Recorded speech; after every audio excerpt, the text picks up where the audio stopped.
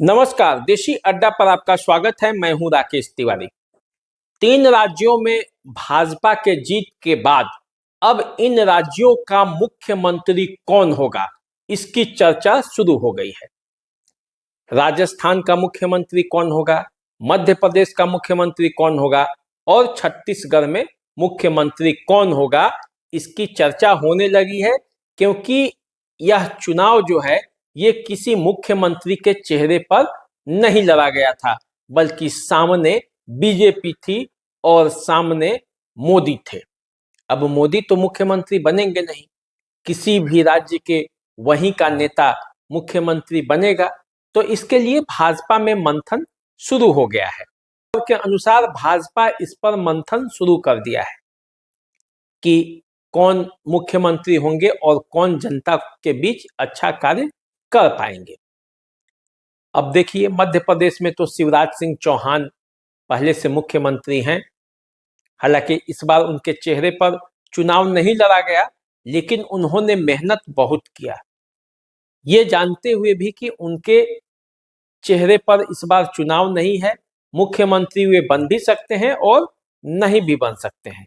लेकिन शिवराज सिंह चौहान ने इतनी मेहनत की और इतने सभाओं को संबोधित किया, दौड़ दौड़ के भी सभा वो अटेंड कर रहे थे और सबसे ज्यादा सभा करने वाले एक तरह से वे नेता मध्य प्रदेश में थे। उनका डिमांड भी था, लाडली बहनों का वो लोकप्रिय भाई भी हैं, तो इस नाते उनका पहला हक तो बनता है। लेकिन आप जानते हैं, फैसला तो नरेंद्र मोदी को करना है और नरेंद्र मोदी हमेशा अपने फैसलों से चौंकाते रहे हैं।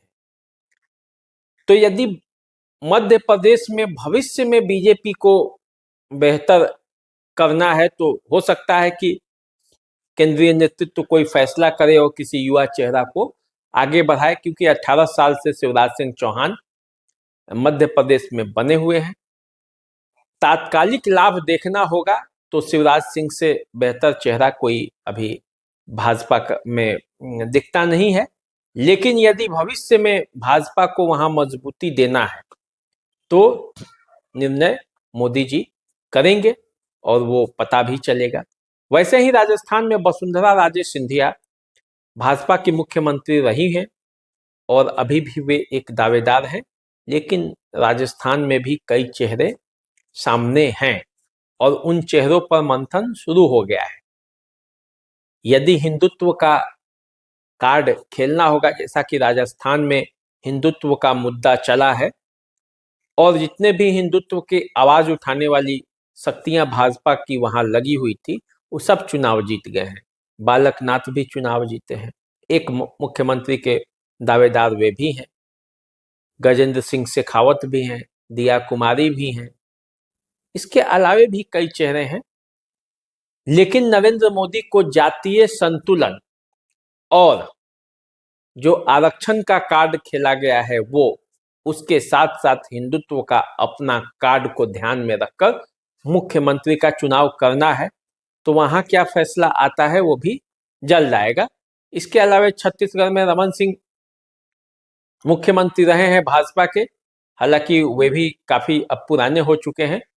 तो यदि भाजपा युवा नेतृत्व को चाहती होगी तो वहां एक नए विकल्प की तलाश करेगी और वो जनता के बीच आएंगे भी। अब ये भाजपा को तय करना है कि युवा शक्ति के हाथ में कमान सौंपना है या फिर उन्हीं पुराने चेहरों को रिपीट करती हैं। इस पर पूरा मंथन चल रहा है, उसके क्या फायदे होंगे, उसके क्या नुकसान होंगे, और ये दावेदार लोग भी अपनी अपने नेताओं के पास धीरे धीरे अपनी बातों को पहुंचा रहे हैं।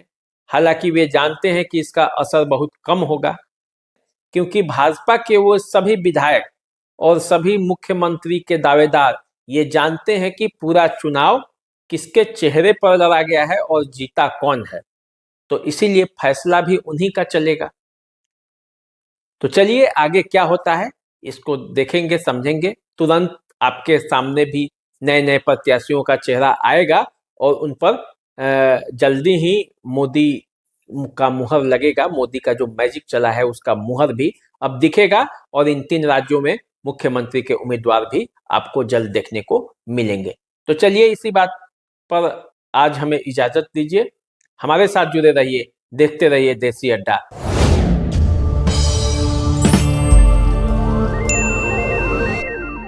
नमस्कार।